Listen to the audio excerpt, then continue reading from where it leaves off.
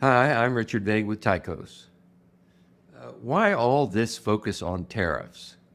Well, since 1870, the U.S. essentially had no net trade deficit. That changed a century after that in the late 1970s, early 1980s, and we've had a persistent trade deficit since then, typically in the range of 3 to 4% annually, and that's as a percent of GDP, and rising as high as 6%. So what's so bad about that, you might ask? Well, we'll get into that a little bit over the next several weeks. But one part of it is that we fund that net deficit largely with private sector debt. Private sector debt that brings growth in another country's GDP and not our own. When someone buys that Mercedes-Benz, the loan they take out to do that is our economy's debt, but it creates GDP growth in Germany. Let's face facts, with our new president, tariffs are here, and they're going to be a fixture of U.S. policy for some time to come. The exact details of what's being enacted and proposed are hard to keep up with, since they're changing almost daily, such as the recent threat to impose 25% tariffs on all steel and aluminum imports. So I think it's time for us to take the subject head on. In his concern about trade deficits with China, Trump has a point. Yet our trade deficit with China did not improve during his first term. And in fact, our trade deficit with the world as a whole grew significantly worse during Trump's first term. And that's really testimony to the fact that tariffs aren't a magic formula or a silver bullet to solving problems. And we view Trump's failure on trade as resulting from the fact that he relied exclusively on tariffs. Tariffs are a fickle tool in a world where currencies float, trade retaliation by other countries comes quickly, and supply chains are complex. While tariffs have their place, we will continue to argue, they are only one small part of a bigger equation. In fact, I would argue that the tariffs against China will not work the way we want them to unless there is a commensurate government investment in restoring U.S. manufacturing capability and muscle, especially in the most advanced forms of manufacturing. To state it more simply, curbing imports from China doesn't really get you there unless you have the muscle and capacity and know-how to replace that manufacturing elsewhere, especially on the shores of the United States. So doing one without the other is not a recipe for success.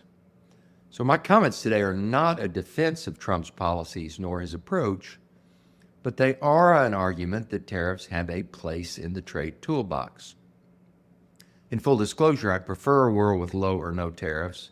To begin with, managing tariffs is a complex equation, and they very often do not produce the intended results, since they invite retaliation, since a given tariff helps some within our country and hurts others, and currency and fluctuations make that management even harder, since gains through tariffs can be and often are quickly offset by a stronger currency and thus negated. But tariffs are now here, and what's more, the incoming administration has squarely targeted the three countries that happen to be by far the U.S.'s three largest trading partners, accounting for over 40% of our trade. Those are Canada, Mexico, and China.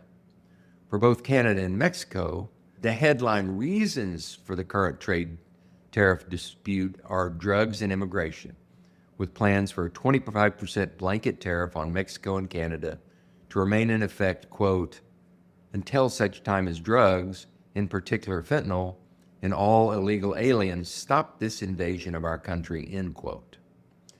It's therefore very important to note that neither Canada nor Mexico can realistically stand up to tough negotiations with the U.S. The U.S. imports far more from both than it exports, and therefore has far less to lose in any dispute. Canada's exports to the U.S. are a whopping 21% of its GDP, while U.S. exports to Canada are only 1.5% of its GDP. Likewise, Mexico's exports to the U.S. are a whopping 30% of its GDP, while exports for the U.S. to Mexico are less than 1.5% of its GDP. Further, 76% of Canada's exports and 83% of Mexico's exports go to the U.S.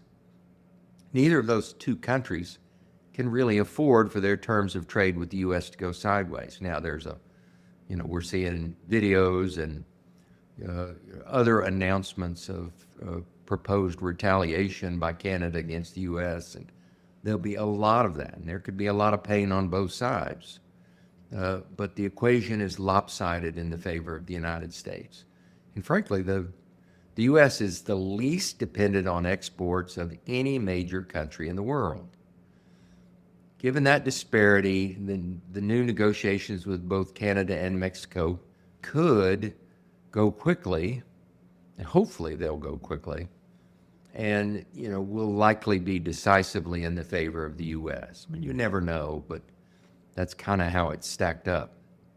The situation with China is more complicated. Yes, we import much more than we export, but our dependency on China is greater.